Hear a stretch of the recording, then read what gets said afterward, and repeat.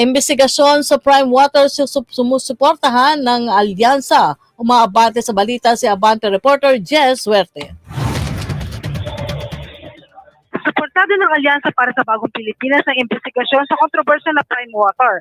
Ayon kay Alyansa Campaign Manager at Navotas City Congressman Toby Chanco, ang mga ganitong issue ay dapat idaan sa tamang proseso at sa transparent na channel. Binigyan din ni Chanco ng access sa malinis sa tubig ay isang usapin na dapat bigyan pansin dahil ito ay pangangailangan ng mga tao. Dagdag pa ni Chanco, sa ilalim ng Bagong Pilipinas, kapakanan ng mga tao ang inuuna. Nauna nang pinag-utos si Pangulong Bongbong Marcos Jr. ang investigasyon sa nakaulat na mahinang serbisyo ng nasabing kumpanya matapos sa sunod-sunod ang reklamo mula sa mga consumer. Panawagan naman ni Chanco na ibasa ang investigasyon sa mga ebidensya at tamang impormasyon.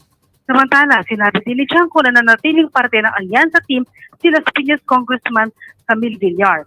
Pag-aari ng pamilya Villar ang Prime Water. Ako si Jess Suerte ng Abante Radio. Itong balitang mabilis, mabangis at walang mintis.